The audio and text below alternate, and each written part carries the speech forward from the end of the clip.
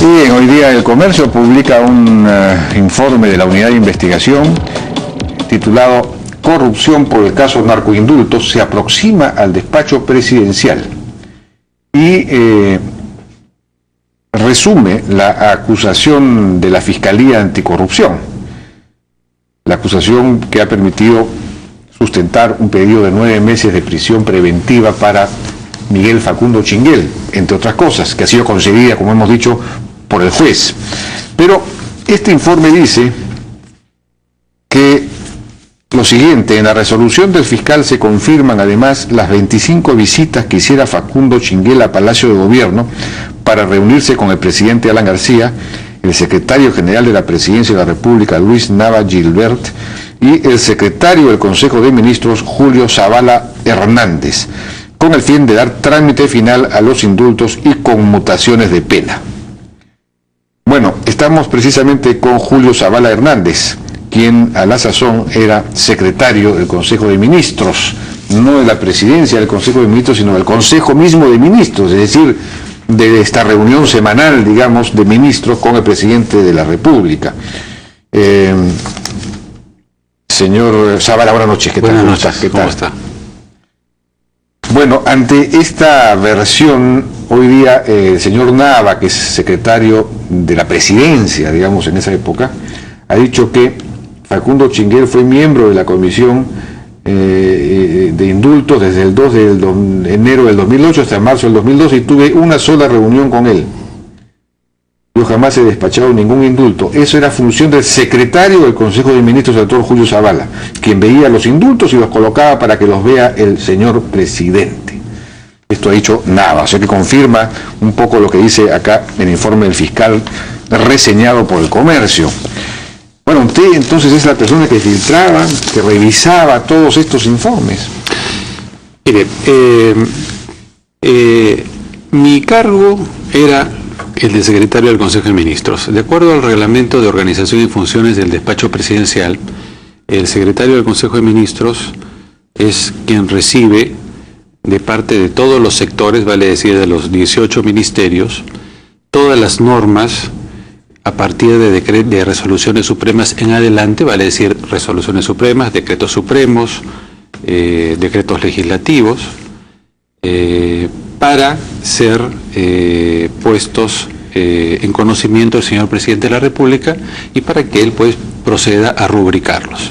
Mi función es recibir todas esas normas de parte de los sectores, despacharlas con el señor presidente de la República y una vez que el presidente firmaba, mi secretaría se encargaba de tramitar ante el Diario Oficial del Peruano la publicación de esas normas.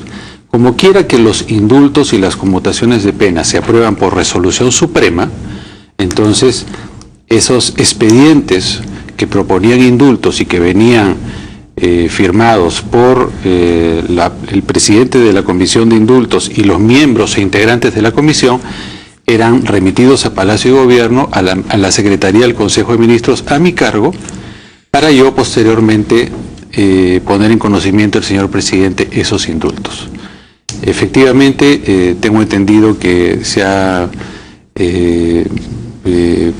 puesto a la luz una serie de visitas que el señor Facundo Chinguel hacía a Palacio de Gobierno. Efectivamente, él iba llevando las cajas que contenían todos los expedientes.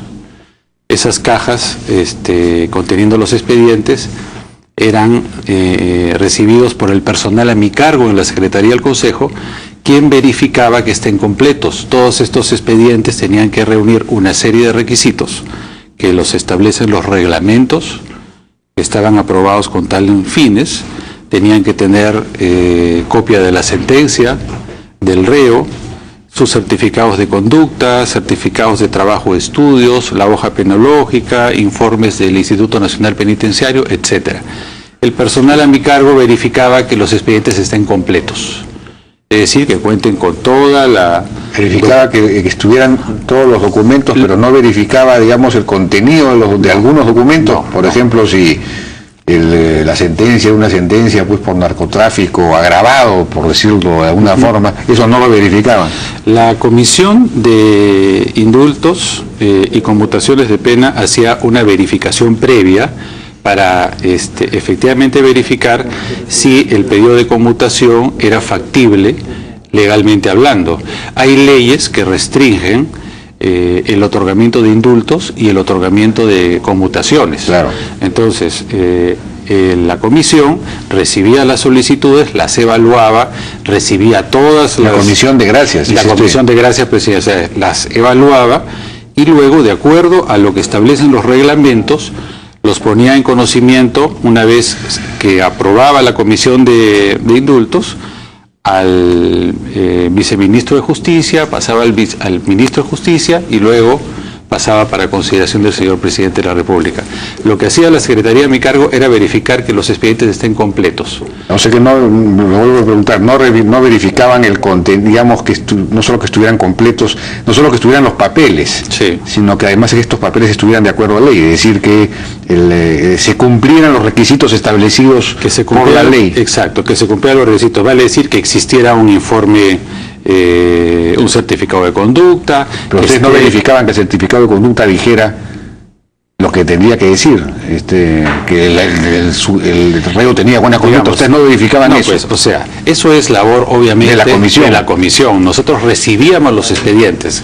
Cada expediente debe tener una determinada cantidad de documentos.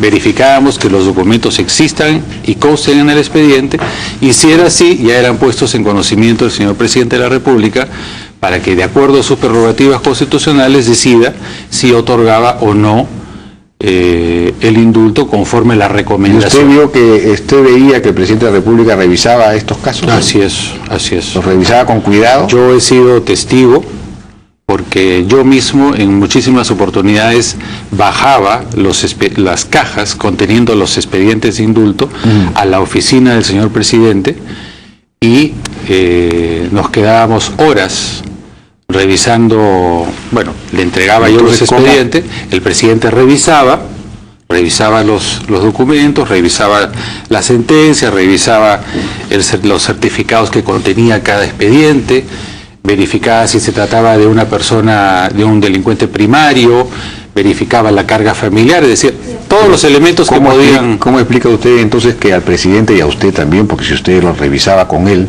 se les haya pasado estos casos de narcotraficantes avesados que tenían una pena mayor a la establecida por la requerida, en fin, estos que compraron pues con grandes cantidades de dólares, sí, su conmutación? Mire, yo no tengo en absoluto conocimiento de los supuestos pagos que se pueden haber realizado. Usted comprenderá, nosotros recibíamos los expedientes que ya venían del Ministerio de Justicia. La Comisión de Gracias Presidenciales jamás sesionaba en el despacho presidencial.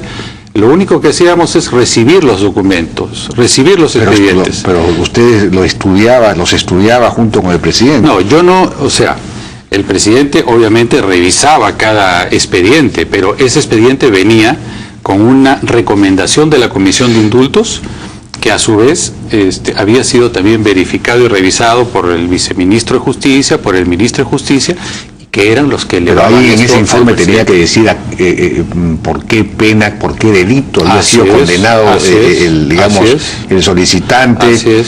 Y ahí tenía que aparecer la verdad, salvo que el informe de la comisión hubiese falseado los datos, ¿no? Sí. O sea, el presidente tenía que haberse dado cuenta que este señor era un narcotraficante de primer nivel o integraba una banda, no era simplemente un burrier, ¿no? Tenía que haberse percatado de eso. El presidente revisaba el expediente con detenimiento y previamente había un informe legal de la comisión que señalaba si este delito que había cometido este preso podía ser materia de una conmutación.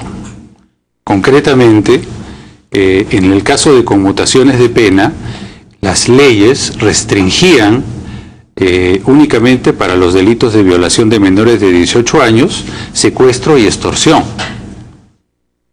Para el caso del indulto, que es otro tipo de gracia presidencial, tenemos otros tipos de impedimentos legales: asesinato, parricidio, secuestro, tráfico ilícito de drogas en algunas modalidades, violación de menores de 18 años. Entonces, en lo que es conmutación de pena, no es que se nos haya pasado, se le haya pasado al presidente, sí, ¿no?